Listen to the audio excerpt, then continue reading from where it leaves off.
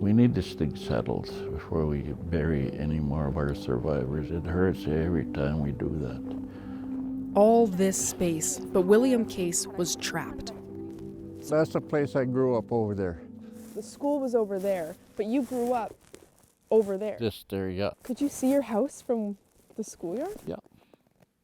I didn't have that opportunity. William spent 9 years at the church-run boarding school in ile-a-crosse, but he and other survivors here have been left out of past compensation deals. We weren't allowed to speak our language. We were told not to. And our culture was not meant for us. It was the work of the devil, they said. It still hurts.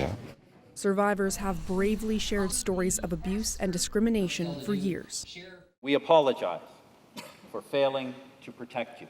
Canada compensated and apologized to residential school survivors. Day scholars are in the midst of a settlement. But so far, nothing for the boarding school survivors of ile-a-crosse. Nothing for William, nothing for his sister Lena. She died 5 years ago. Why is this so urgent now? Because we're all beyond 65.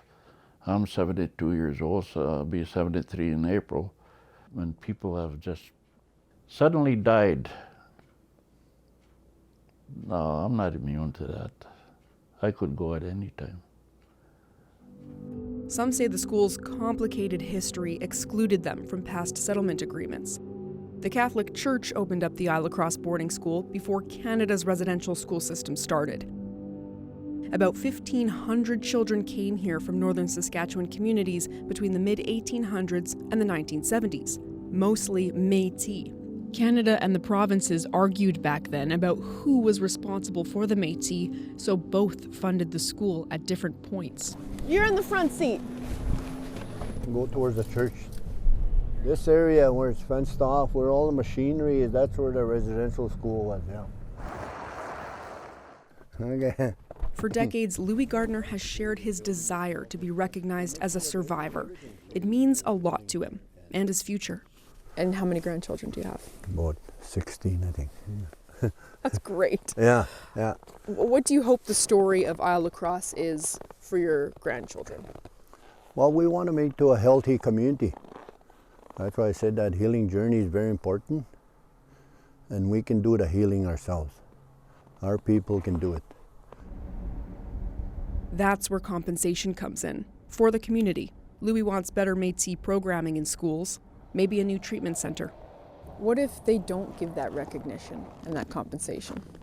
Well, we still have to fight, we have to keep going. And if we don't, if we're gone, and then I think we have to leave that to our intergenerational people to continue that fight. We are still here. A young and innocent Métis child stands at the doorway of an indifferent and foreign world.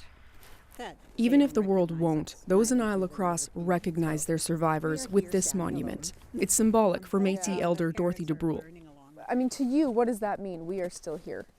That we are resilient, that they haven't broken us. What would recognition and acknowledgement from Ottawa and Saskatchewan mean? It would mean that we are recognized as a people, number one, that we matter just as much as everyone else in Canada. It would mean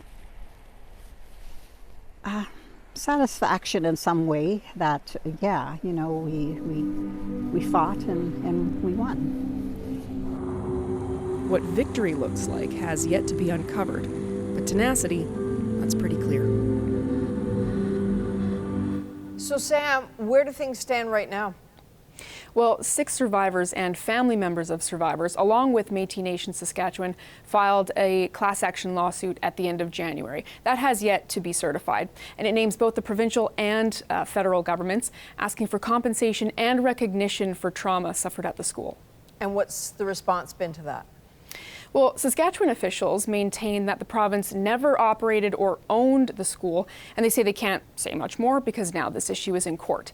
The federal government signed a memorandum of understanding in 2019, and ever since then, Adrienne, they say that the province will be an essential part of any resolution. All right, Sam Sampson in Winnipeg. Thanks, Sam.